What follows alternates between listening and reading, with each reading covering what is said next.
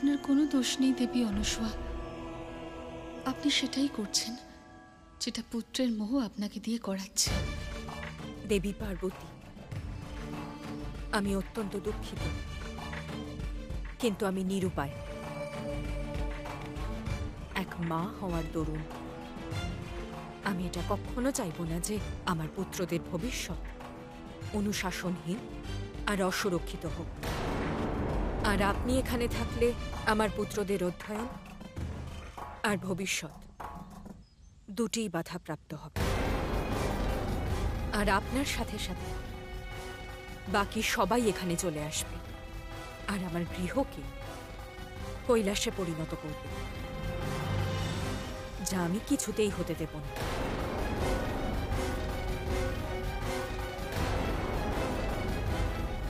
তাই আপনাকে আমি অনুরোধ। দাঁড়াও দেবী, একটু শান্ত হও তুমি।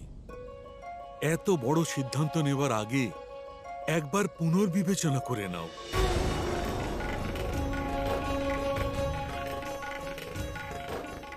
দেবী পার্বতী সংসারের কোনো সাধারণ নারী নন, উনি আদি শক্তি, মহাদেবী। ওনার সঙ্গে তোমার এইরকম ব্যবহার আমার বিচারে একদম ঠিক নয় দেবী। উচিত আর অনুচিত বিচার করেই আমি এই সিদ্ধান্ত নিয়েছি ঋষিবর। আর আমার এই সিদ্ধান্ত কোনোভাবেই পরিবর্তিত হবে না।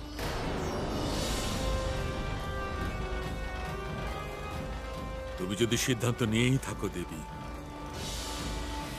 তবে আমার কিচ্ছু বলার নেই।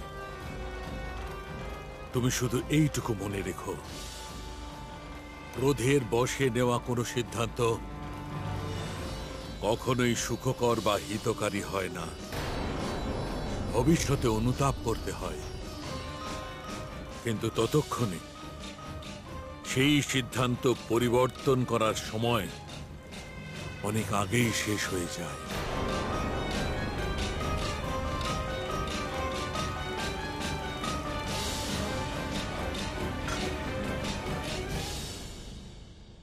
মা,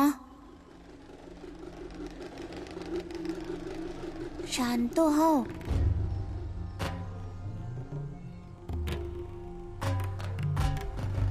ক্রোধের বশে তোমার স্নিগ্ধতা হারিয়ে গেছে। তুমি যা চাইবে, যেমন চাইবে তাই হবে মা। আমি তাই করব। নতুন মিত্র নিজের গৃহে ফিরে যাবেন।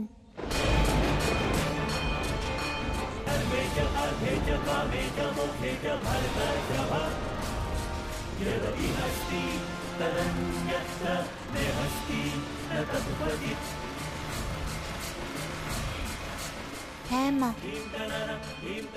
তোমার সুখ, শান্তি, সন্তুষ্টি আর প্রসন্নতার থেকে বড় আমার কাছে কিছুই নয়।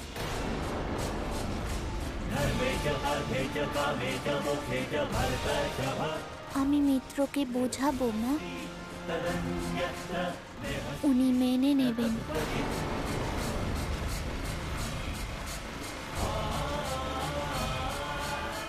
মিত্র, আমি আপনাকে এখানে থাকতে বলেছিলাম, কিন্তু আজ আমাকেই আপনাকে এখান থেকে চলে যাওয়ার কথা বলতে হবে।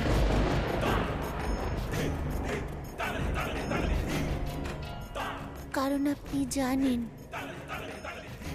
মায়ের দুঃখ আমার কাছে অসহনীয়।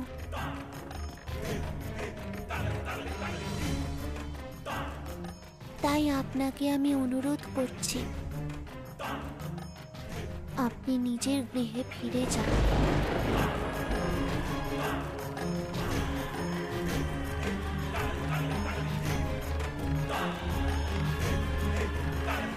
আমি আপনার দুঃখ বুঝতে পারছি মিত্র।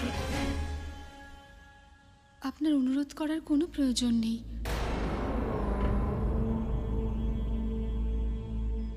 এটা আপনাদের গৃহ,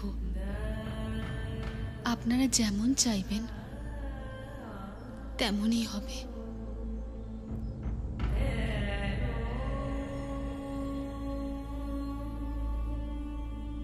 দেবী অনসূয়া,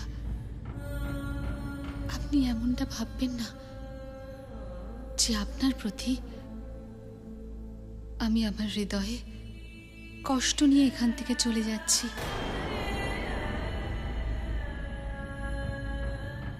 প্রত্যেক ঘটনার পেছনে পরিস্থিতির অত্যন্ত গুরুত্ব থাকে, আর এখানে এমন পরিস্থিতি সৃষ্টি হয়েছে যার ফলে আমাদের মধ্যে মতভেদের সৃষ্টি হয়েছে।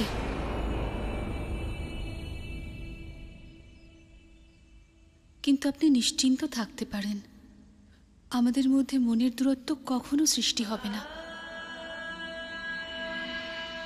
আমাদের হৃদয় একে অপরের থেকে কখনো দূরে সরে যাবে না, কারণ আমরা দুজনেই একই পথের পথিক। আপনিও মহাদেবের ইচ্ছা অনুযায়ী কাজ করছেন, আর আমিও ওনারই ইচ্ছা অনুযায়ী। কারণ শেষ পর্যন্ত মহাদেবের ইচ্ছাই সর্বোপরি।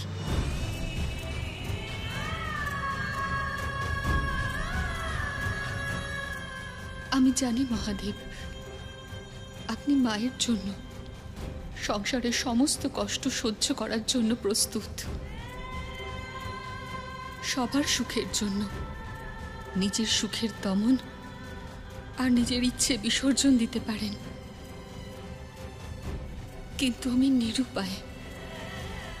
আমি আপনাকে এই দুঃখের মধ্যে একা রেখে কিভাবে যাব?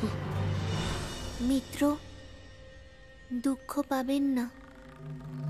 আপনি তো আমার থেকে দূরে চলে যাচ্ছেন না, কাছেই তো থাকবেন, নিজের গৃহে। আমি যাব দেখা করতে। মা, আশা করি তোমার এতে কোনো আপত্তি থাকবে না। এতে আর তোমার মায়ের কি আপত্তি থাকতে পারে, তাই না দেবী?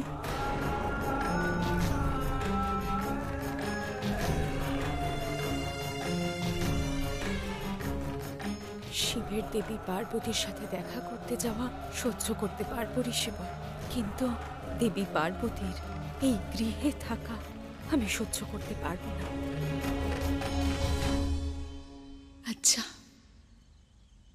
আমি এখানে কাটানো সুখের স্মৃতিকে সঙ্গে করে নিয়ে আপনাদের কাছে অনুমতি চাইছি।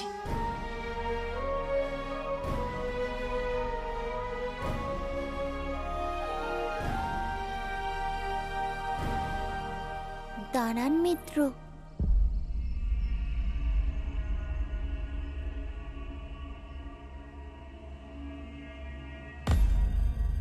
মা, আমি কি মিত্রকে ওনার গৃহে পৌঁছে দেব?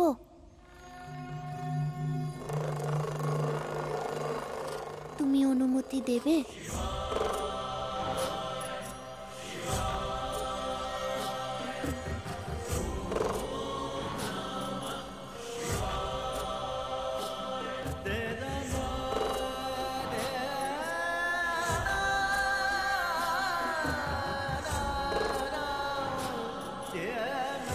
অনুমতি দিলাম।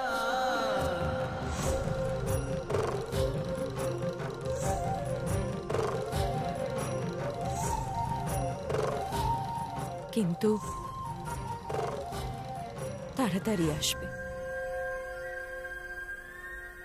হ্যাঁ মা, শীঘ্র চলে আসবো।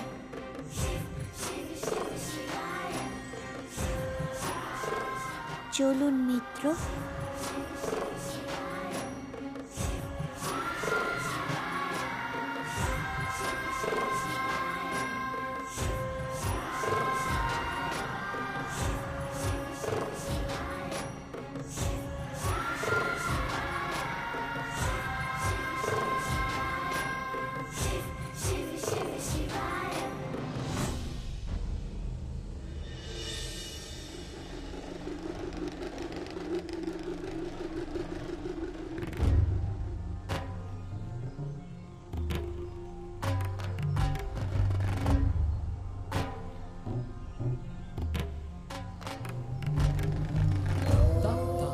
আসুন মা, আপনাকে স্বাগত।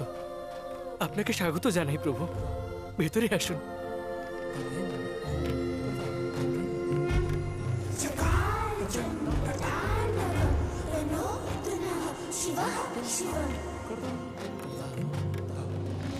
কি বলছো তো তাসুর?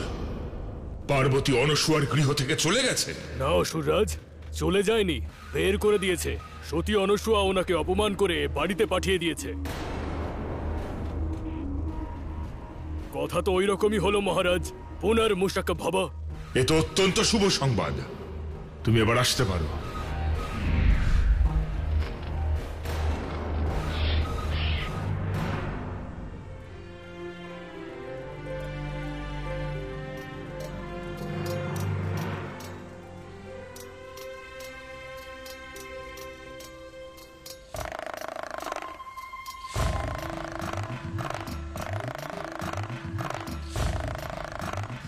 মহাদেব,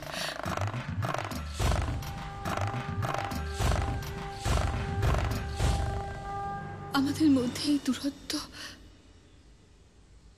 কতদিন থাকবে মহাদেব?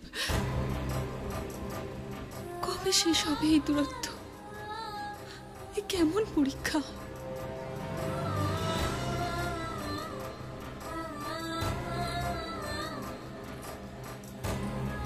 মহাদেব, জীবিত থাকলেই তো পরীক্ষা দেওয়া যায়, তাই না? কিন্তু আপনার বিরহ আমার জীবিত থাকার ইচ্ছেকেই কেড়ে নিয়েছে। মনে হয় যে সতীর মতো ত্যাগ করে নিজের জীবনকে, নিজের প্রাণকে শেষ করে দিই।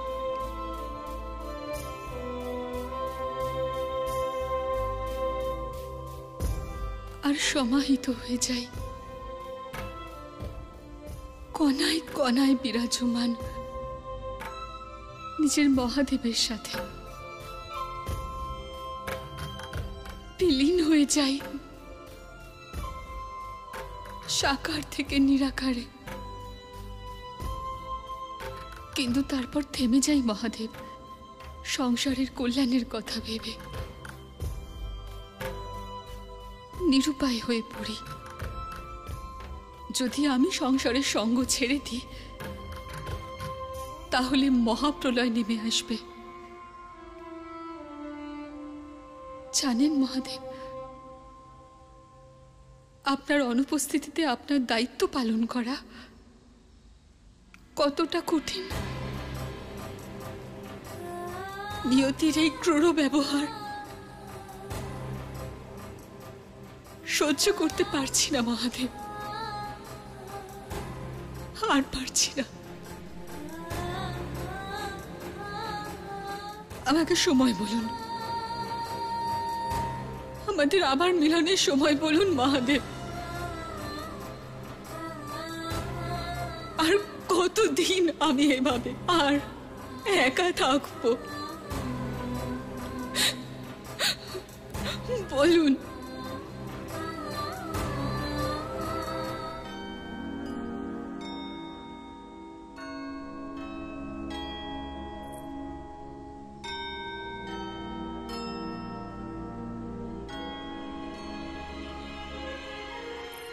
নন্দী, মহাদেব কোথায় গেলেন? আমাকে না জানিয়ে ফিরে গেলেন? না মা, তাহলে কোথায় গেলেন? আপনি আমার সাথে গিয়ে নিজেই দেখুন না মা, চলুন।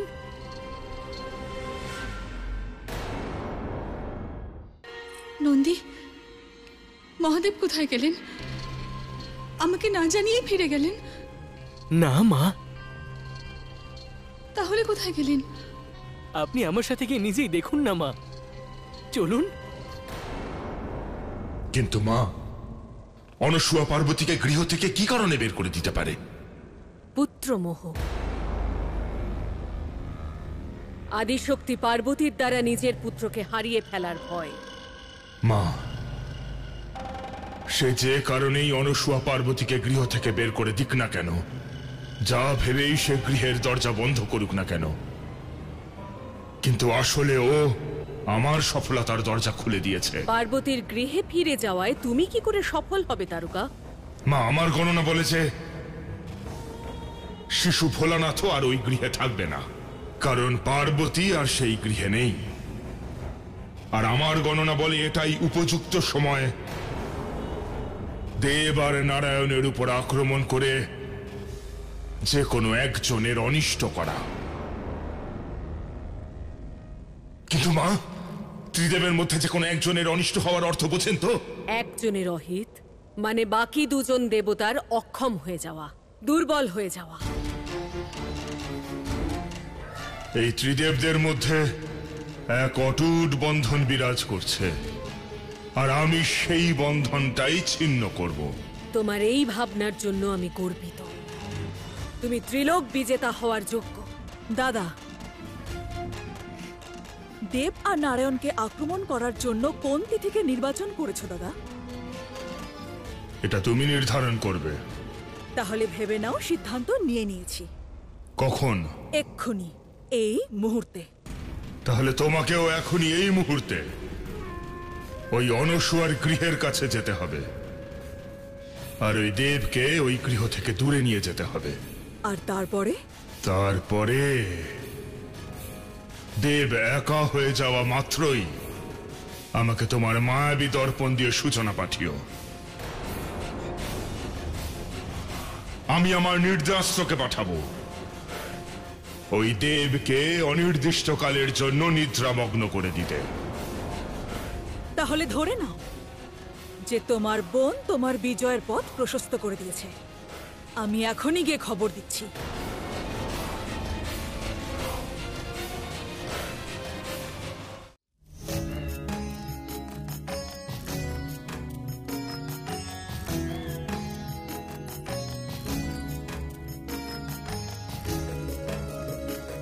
গুড় পায়েসে দুধ ফোটার সময় দেওয়া উচিত নয়। দুধ কেটে যায়, পায়েস ভালো হয় না। আপনার তো রন্ধনের জ্ঞানও আছে দেখছি। যা মায়ের থেকে শিখি তা জগৎ সংসারকে শেখাই।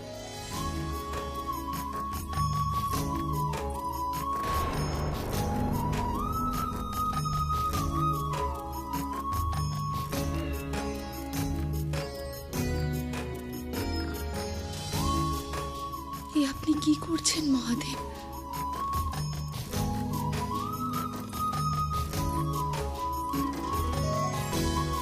আপনি কেন ভোজন বানাচ্ছেন মিত্র?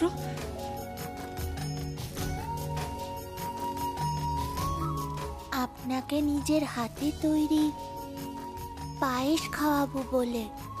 सब इच्छा है महादेव की, महिमा है महादेव की, इच्छा है महादेव की, महिमा है महादेव। আমি থাকতে আপনি ভোজন বানাবেন, এটা ঠিক নয়। আপনি যান, গিয়ে বসুন, আমি বানিয়ে দিচ্ছি।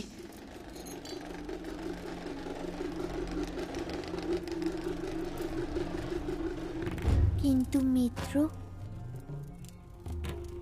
ভোজনের সম্পর্ক তো খিদের সাথে।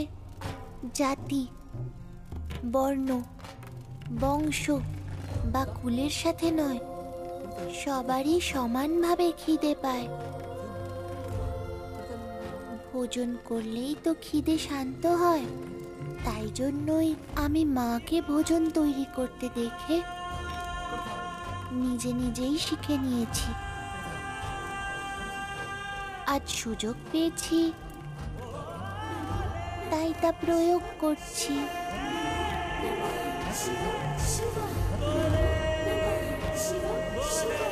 হয়তো এই সাংসারিক জ্ঞান লাভের কারণেই আপনি এই শিশুরূপ ধারণ করেছেন মহাদেব। যদি আপনি এই জ্ঞানের প্রয়োগ আমার উপর করতে চান, তাহলে আপনার এই প্রয়োগে আমি বাধা সৃষ্টি করব না।